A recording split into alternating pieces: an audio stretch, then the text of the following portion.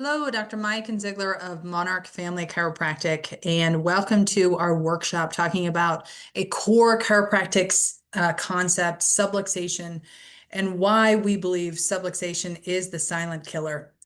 If you are new to our practice or you've been in our practice for years and decades, I think this is a topic that we go over regularly and frequently because subluxation is not a mainstream topic. It's not always a well understood topic outside of maybe our chiropractic community here at Monarch Family Chiropractic. And yet, subluxation is everywhere. And everyone is vulnerable to subluxation, as we'll get into today. And so, if you are not addressing your structural health and your brain and nervous system health with chiropractic care, then you are experiencing life less than. And so, where I want to start is looking at, we're going to define subluxation in just a couple slides, but I want to really look at your human health status. Your expression of health is really about how well you can adapt to your environment. So when you look at human health and our existence, it's a dynamic capacity to affect and unfold multiple evolutionary trajectories. I want you to think about we are on a life trajectory. If you think about firing a missile, okay, I've got a rifle that's being fired here. And when you look at that rifle, you're looking at the angle, the height, but what you also have to consider is wind speed. You have to consider direction. You've got to consider all of these multiple variables in order to get this endpoint that your goal is. So, and those variables can change. And so we humans are on a trajectory as well in our existence. So when we look at the human trajectory, it's experiencing stress on our physiology and how well we adapt to that stress that determines how that stress may or may not affect our trajectory. So I just want to share a story here with you. I just want to paint a picture. And this is just a story about a kiddo that's born into our world today. So let's say we have a kiddo whose entrance into this world is challenging. There were complications during the birth process that required mom to have an emergency C-section. So at the start, this baby boy had a difficult life. He constantly cried, he rarely slept, had trouble with digestion, and was always uncomfortable. Mom could barely console him, and oftentimes to relieve his discomfort and symptoms, she would give him medicine prescribed by the doctor. As he got older, he had multiple ear infections, tubes, asthma, and food and seasonal allergies. And by the time he was 5, he's taking a daily inhaler, antihistamine, a laxative, and is on intermittent rounds of antibiotics due to his ear infections. And as he gets older, he starts gaining weight. And because he's self-conscious about his body, he doesn't like to play with other kids. His allergies tend to flare up frequently, so he spends a lot of time indoors. He's lonely, so he plays video games and he spends the majority of his extracurricular time on video games. And he finds comfort in food, loves candy bars, chips, gummy bears, McDonald's.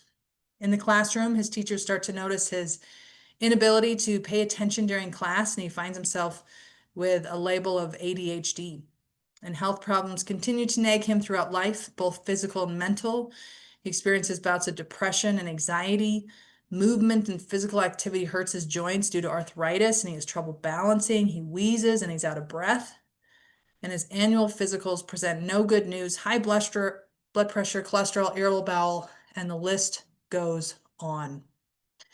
So I share that because do you think that kiddo's trajectory could have been changed with potentially different interventions or different education and informing mom of, alternative avenues? It's just the incremental choices that we make in the grand scheme of things that create this cumulative impact of the trajectory. And that is our traditional healthcare system, is looking for something from the outside in. And we have to look at what is the baseline of health and our ability to adapt based on how we feed and nurture our existence. So our founder, this was a quote on the why of health. So the science of chiropractic has modified our views concerning life, death, health, and disease. We no longer believe that disease is an entity, something foreign to the body, which may enter from without, and with which we have to grasp, struggle, fight, and conquer, or submit and succumb to its ravages. Disease is a disturbed condition, not a thing of enmity or something to hate. And so what D.D. Palmer is saying 100+ years ago is that it's not an outside in, it's really looking at the health of the body to exist based on the stress on our physiology that we experience in life. So are we susceptible or are we resilient? How an individual adapts to stressors in their internal and external environment determines our trajectory of life. So when we look at subluxation, we're really looking at what are the causes of subluxation, okay? And if we experience subluxations internally, that impacts our ability to adapt to stresses. So that's why we're looking at subluxation as a primary concern today, because a lot of people don't, number one, know that it exists or understand it. And number two, we don't always know that it's present, much like breast cancer or heart disease, until we're experiencing symptoms along the way. So causes of subluxation, our founder, D.D. Palmer, called them the 3 T's: toxins, traumas, and thoughts. Toxins are our chemical stressors. So what we're exposed to day in, day out, the foods that we're ingesting, the drinks that we're ingesting, our consistent habits of consuming or environments that we're in that are toxic environments. Traumas, which are physical stressors. This is oftentimes ones that make sense to us, right? Postures, accidents, repetitive motions, and movements, falls. So more of the physical stressors, and then the thoughts, psychological stressors, finances, relationships, work, trauma that we've experienced.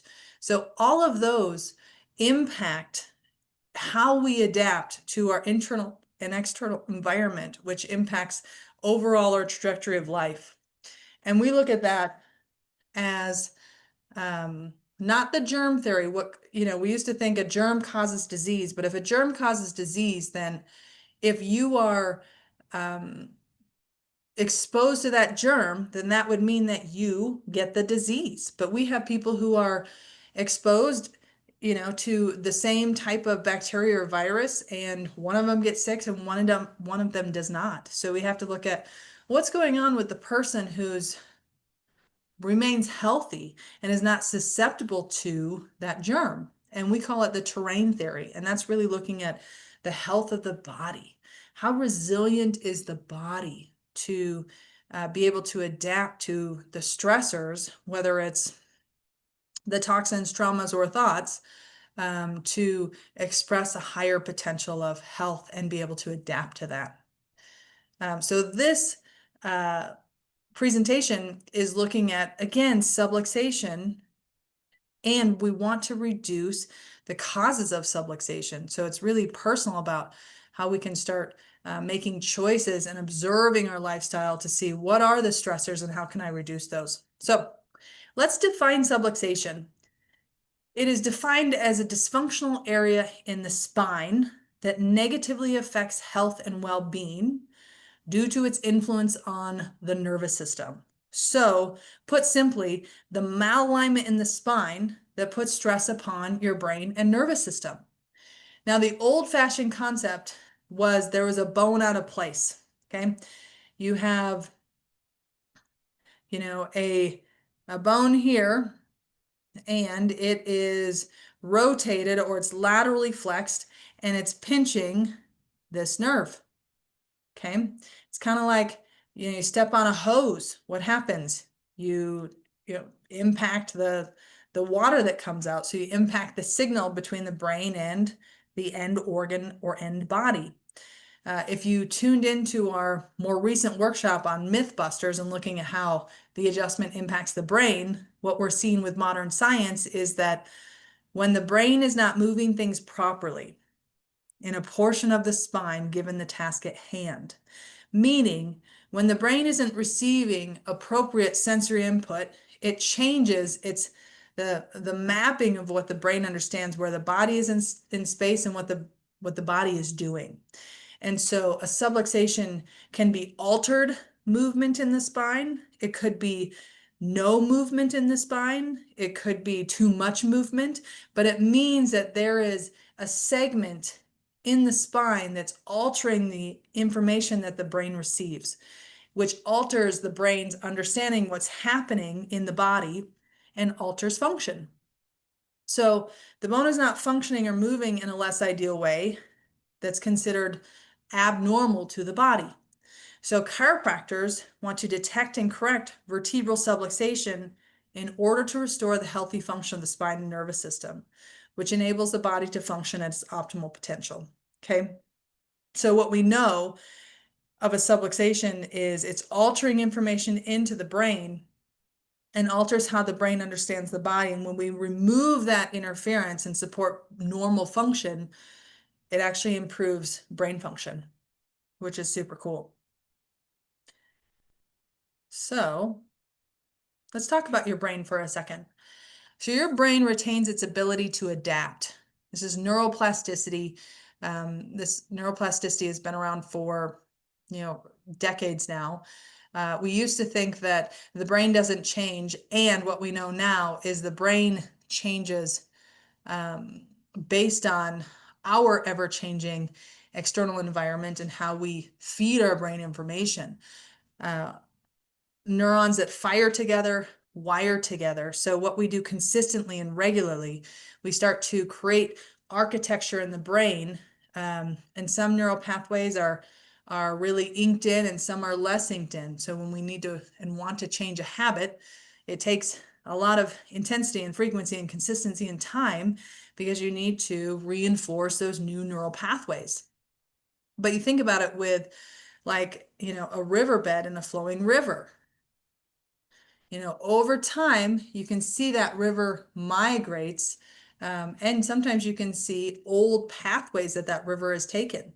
But those river beds and those areas where the river's flowing heavily, those are considered like those neurons that are firing together are wiring together. So the importance of our brain to maintain an accurate and up-to-date inner map of the location of our muscles and joints in 3D and relative to each other is absolutely vital. Because if we don't have that, then we start to see people who have lack of balance, have brain fog, fall a lot, poor coordination, and we see more functional shifts take place because the brain is under more stress. Now, your perception of reality is simply what your brain considers reality to be, meaning your brain's translate and interpret information based on sensory input and based on past experiences. Okay. So our brain will fill in the gaps based on past experiences and expectations because it wants to automate and conserve energy. So your senses send information to your brain. Your brain will compute that information into your very personal virtual reality, meaning there's no one reality. We all see the world as we are, not as it is. So I like this YouTube video because it's a gentleman who is talking about how our brain perceives pain. And it starts to give you an understanding as to why and how our brain fills in the gaps. Let's go here.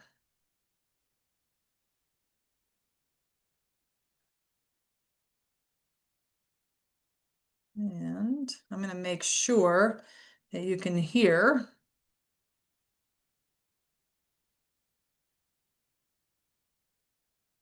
what the video is saying. So let's share my screen one more time. Share sound. Go here.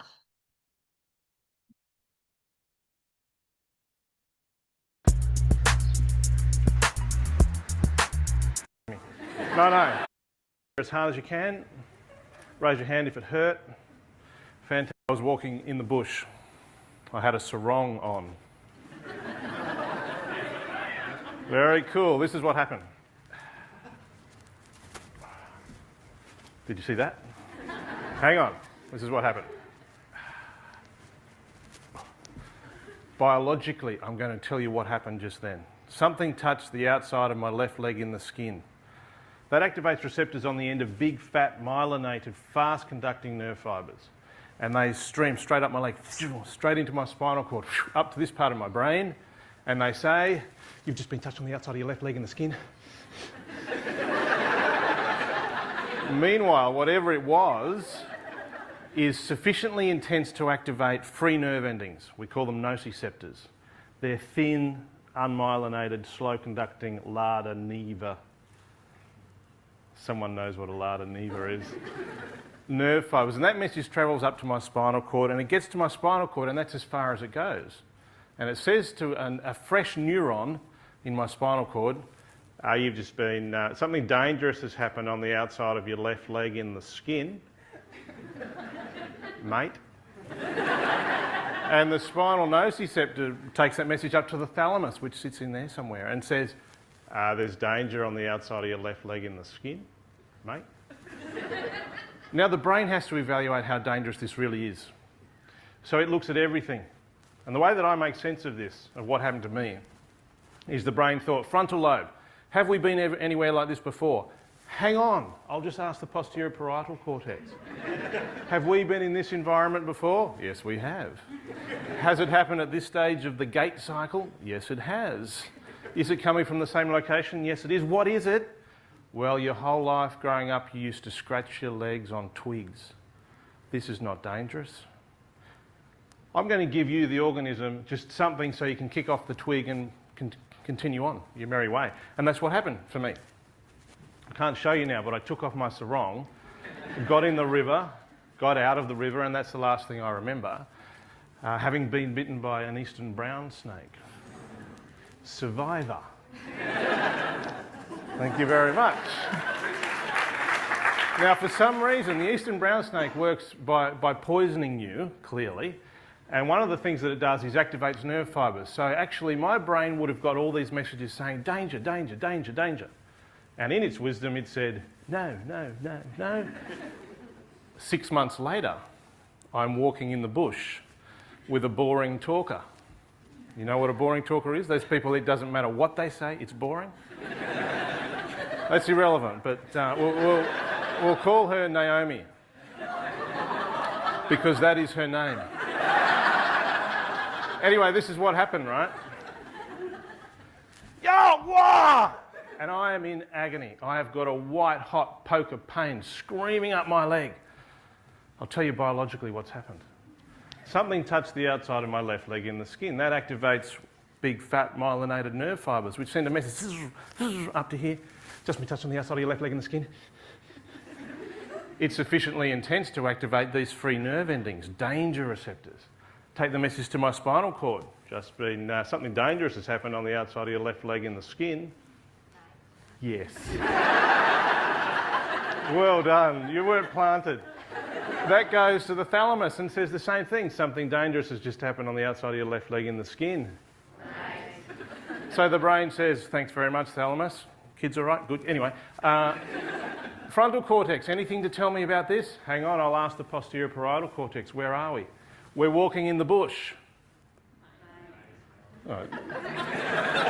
You're a bit mate happy.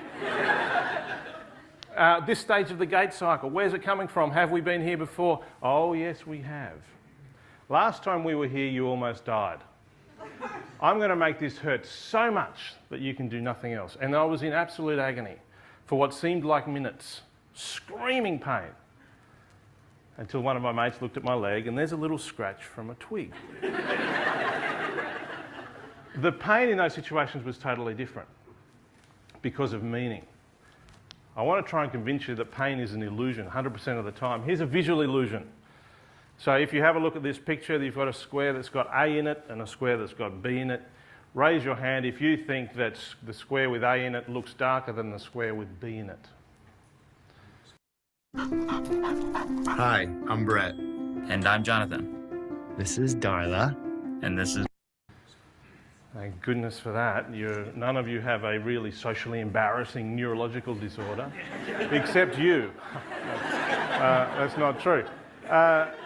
But watch what happens if we have another look at this. These are those two squares taken out of that picture. And hopefully you can see that they're identical, and some of you may not believe me, so I'll just put A on top of that, and I'll put B on top of that. And some of you may still not believe me, so why don't we just move A over on top of B, or B over on top of A. No matter how long you look at this, A will look darker than B, because your brain's doing some really groovy stuff, really quickly, outside of your awareness.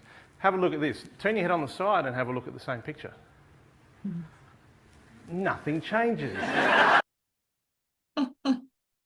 Okay. So let me pull this back up.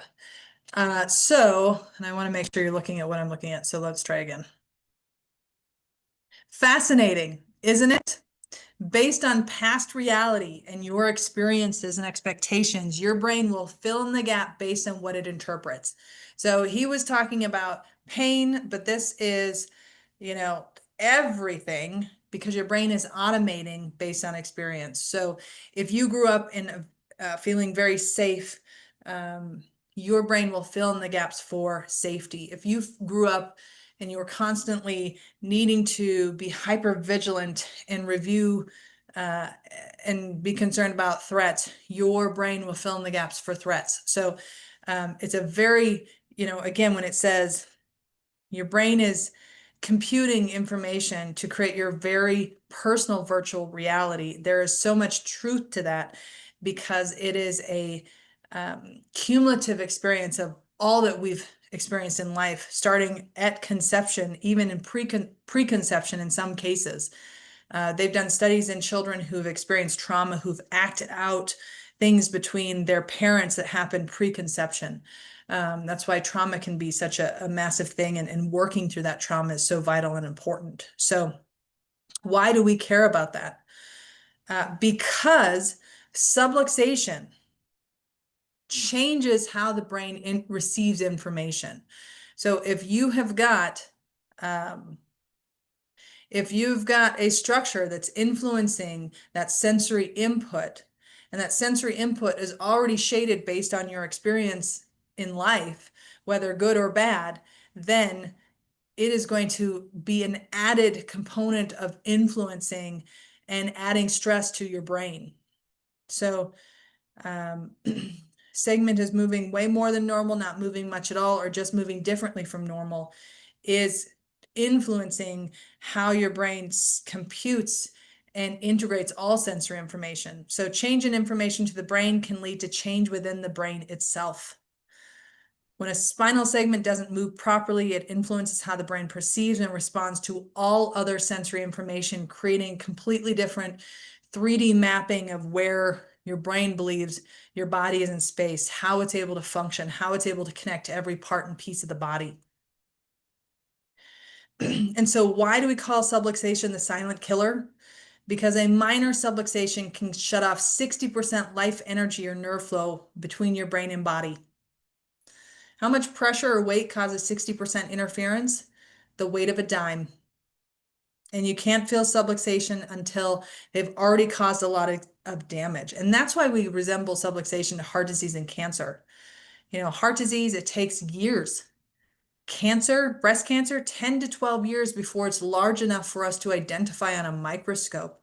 So these are processes that take place over massive amounts of time. And your body is designed in a way that you don't feel everything. Thank goodness, because if you felt everything, we would all be in a comatose state, just feeling and experiencing every cell that's turning over in this moment, the exchange of oxygen and carbon dioxide at the alveolar in the lungs, hair growth, secretion of sweat.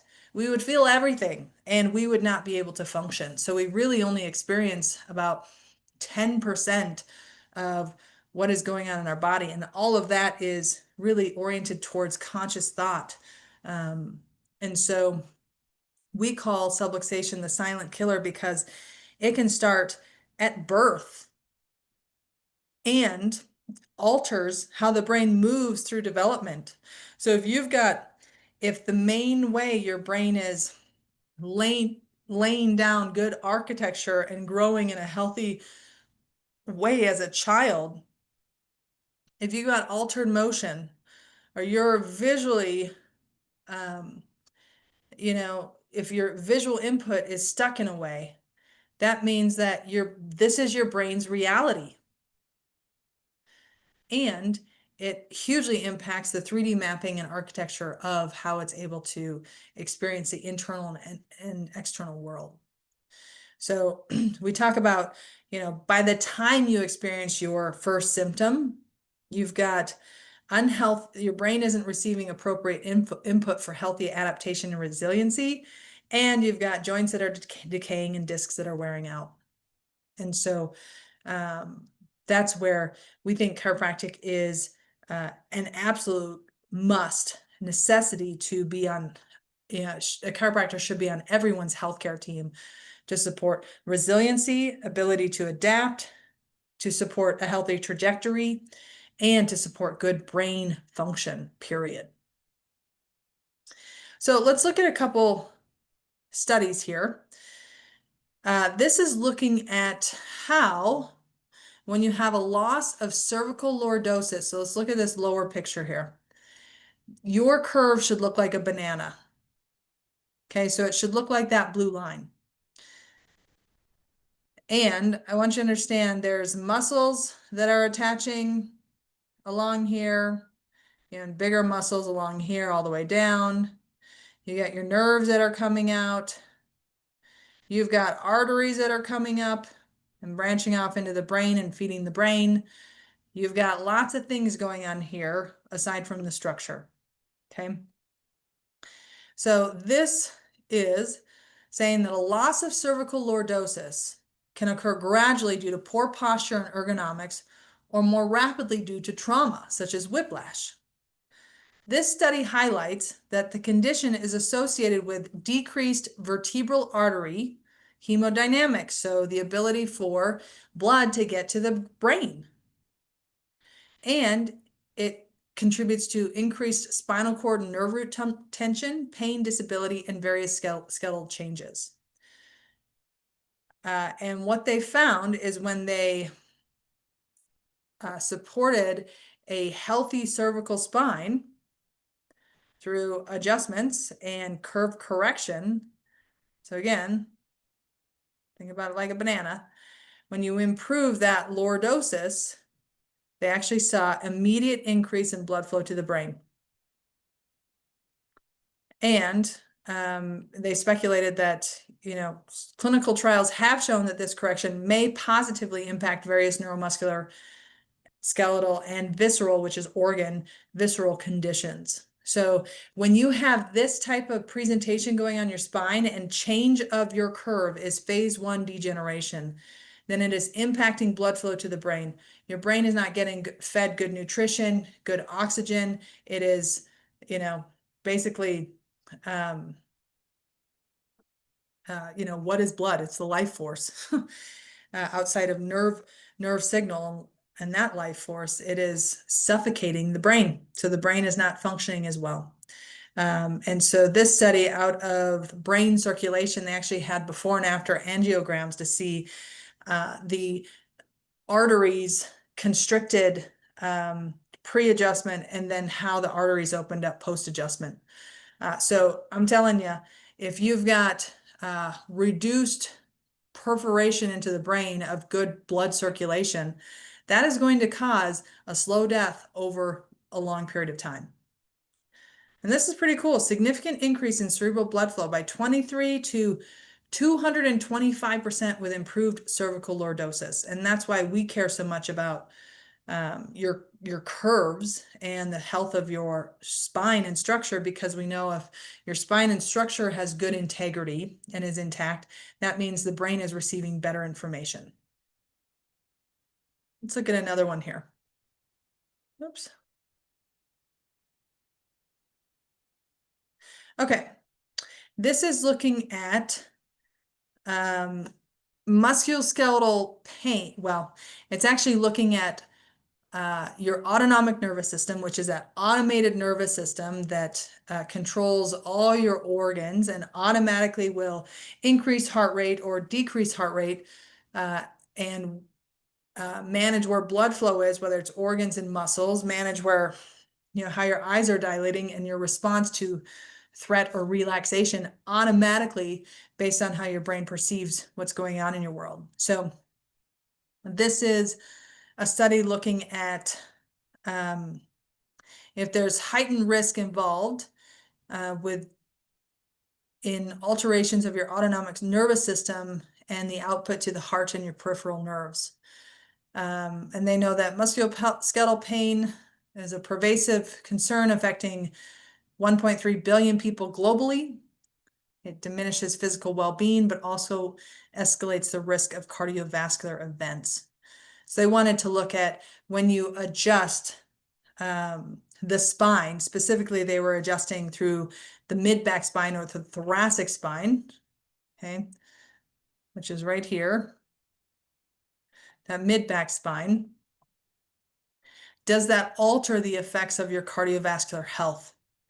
And so they found that with spinal adjustments, it induced immediate improvement of your parasympathetic activity to your heart, reducing that stress response and affecting blood pressure responsiveness to that nervous system.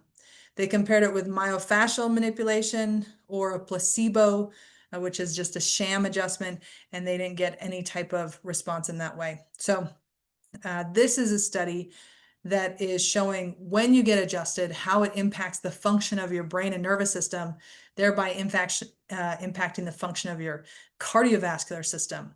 And what's the leading cause of death in the United States? I think it's heart disease. So the cool thing is when you're getting adjusted, it's helping support the overall system of how you're adapting and responding, which is so cool. Now I have to mention the 1918 flu pandemic and chiropractic's role. Because of how chiropractic and people responded to chiropractic care during the 1918 flu pandemic, that is the reason that chiropractic became a licensed profession throughout the entire 50 states. But national figures show that there was 1,100, just under 1,150 chiropractors treating 46,000 patients for the flu, with a loss of 54 patients, 1 out of every 886 people.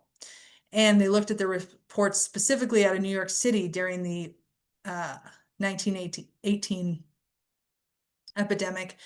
And out of every 10,000 cases medically treated, 950 died. 10,000 pneumonia cases medically treated, 6,400 died. Okay. In that same epidemic, under drugless methods, only 25 patients died of flu and 100 patients died of pneumonia. So you can see that in the graph provided there, or the chart provided there. When they're talking about drugless methods, they're talking about chiropractic care, which is pretty amazing. Again, chiropractic is not giving you anything. It's supporting taking stress off of your nervous system and brain so that your body can do what it's meant to do. And I think the proof is in the pudding. Let's look at this. In the same epidemic, reports show that chiropractors in Oklahoma treated 3,490 cases of flu with only 7 deaths. But the best part of this is, in Oklahoma, there is a clear record of showing that chiropractors were called in for 233 cases where medical doctors had cared for the patients and finally gave them up as lost. The chiropractors saved all of these but 25. I think that's worth sitting with for a second, because there's accounts of this happening all over the United States and even in Europe, where chiropractors were working on the front lines and, were sent patients who, were expected to survive or not expected to survive. And the survival rate of people who went to chiropractors was significantly higher. And it was just because it was allowing the body to function without interference and stress, to have a higher adaptability, to build in resilience to the system. So we now know about 20 million persons. Recent estimates are as high as 100 million deaths around the world died of the flu, with about 500,000 Americans among that number. Most chiropractors and their patients were miraculously spared, and we repeatedly hear about those decisions to become a chiropractor after a remarkable recovery, or when a close family member who was given up for dead suddenly came back to vibrant health. So when you're getting adjusted, when we're reducing the impacts of subluxation, we are supporting a higher expression of health. We are supporting a more resilient system. We are shifting the trajectory you are on. And every time you get adjusted, it supports and has that cumulative effect. And every time you choose to continue getting adjusted, year after year after year, because we have people who are under care for decades, that has a cumulative impact, and it's supporting your overall experience of life. And if we can help support, more people getting checked, they don't have to choose to get care, but getting checked, at least they know that there's another option out there outside of just our healthcare system that's looking at an outside-in approach. You are designed in a very divine way. You have intelligence from within, and that's what chiropractic works with. We want to support your highest expression of health. So I would be remiss if I did not share my story. I am a chiropractic kid. Chiropractic has been a part of my life forever. My dad was a chiropractor, so my first adjustment was day one of life. And so something that is always available to you becomes normal, common, becomes just a part of the rhythm. And so it becomes less extraordinary because it's so available. And it wasn't until 2015 that I woke up one morning with numbness and tingling in the left side of my mouth. And over a 10-day period, it expanded to the left side of my face, left side of my body. I had slurred speech, double vision, and I could barely move.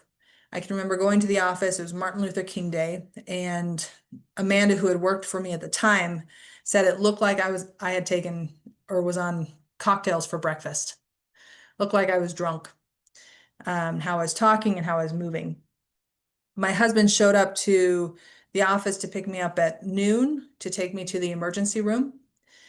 We wanted to rule out an aggressive brain tumor, stroke, or possible neurological condition. And they ran MRI, CT, blood work, and they basically came back saying, you have a lesion in your right midbrain that's impacting the left side of your body. We're calling it MS, multiple sclerosis. We're going to send you to the neurologist. They'll give you the definitive diagnosis and give you the definitive testing that's appropriate. And that's all we can do. We want to keep you overnight to run more tests. And if you know me, you know my upbringing, my understanding of what was happening was that my body and brain was having trouble adapting. And I needed to start giving my body something that would support better expression of health. So I said, no, I'm done. Discharge me. And I told my husband, call my chiropractor. I want to get adjusted. So my husband drove me directly from the emergency room to my chiropractor to adjust me. My speech was so slurred, nobody can understand me. And when my chiropractor adjusted me, my speech improved immediately by 50%. And that began my journey back to health. So I started getting adjusted every day. I was on a very specific course of chiropractic care. He was monitoring me on a regular basis to assess my function and assess my change. Probably one of the best neurology assessments I've ever had, even compared to emergency room neurologist. I was getting acupuncture. I started doing life coaching. I got very disciplined on my nutrition. Anything that I could think of that would support a different expression. Give me different variables to change my trajectory. Meanwhile, I went to the neurologist. They diagnosed me with MS. To have multiple sclerosis, you need multiple lesions. I had one. And so they said, well, let's send you in for a spinal tap, because if you have inflammatory markers within your cerebral spinal fluid, then that is MS. So it sent me in for spinal tap. Meanwhile, my husband had to get me dressed in the morning, had to help feed me. I was confined to my bed a lot of the time. I was very reliant on who was around me. And about a month and a half in, I started noticing improvements and changes. And about 3 months in, I was completely resolved. I was back to where I was. Spinal tap came back negative. I'm considered a medical miracle. And my doctors wanted to do more testing to see what was it, what was going on. And that's just not how I view health. I don't want to be labeled. I don't want to be put in a box. I want to know that I can do everything I can to experience a different expression if something's going on. And I share this picture with you because my husband was, I think we were 6 months into marriage. And if I would have gotten that MS diagnosis and started down the path of MS treatment, experimental drugs, my husband would have signed up to be a lifetime caretaker. If you know anything about MS, by the time you're 40, 50, 60, you're confined to a wheelchair. You need a lot of support and care. So would I even have this beautiful 4-year-old daughter? Would I even be expecting right now a second? I don't know. But that's why I do what I do, because I am not special. I am not unique. The same power and intelligence that is within me is within you. And you can change your trajectory. You just need to make different choices. And, yes, the brain fills in the gap based on previous experience, and the time to change is now. You can change. There's something called epigenetics. A very small portion of disease and, is genetic. It's like 10% or less. So it's the lifestyle choices that we make, our headspace, who we surround ourselves with, our habits, what we believe to be true. That is what is writing our genetic expression. And so that's where chiropractic plays a massive role in supporting you and your brain better integrating all that you're experiencing. And so I'm going to end here with, who do you know? Who needs to know what you know? If I can change my trajectory, so can you. And I think sometimes, chiropractic is often utilized as a last avenue, a last ditch effort. People are just looking for something. And what we offer is hope. And what we offer is a different lens to know that you have everything you need within you. You just need no interference, and you need the support of a healthcare provider who can help manage your care and give you the appropriate support outside of that. So we have an appreciation week coming up next week, and that is a time you can send in family, friends, colleagues, neighbors to get checked at our expense. We do this because we believe that it is our purpose to support a healthier community. It is our purpose to support the trajectory of health and the expression of health and the potential of our community from a very young age, all the way up. We are a family-based practice. And so we have spots available. Go ahead and share with your family, friends, have them call in, and, we can get your loved ones checked. Thank you for being here today. I would love to hear your takeaways. So share them in the office, write out a spinal workshop takeaway, write a comment below, and We appreciate and love that you are part of our family at Monarch Family Chiropractic. So Dr. Miaken Ziegler, Monarch Family Chiropractic, and I'll see you in the office.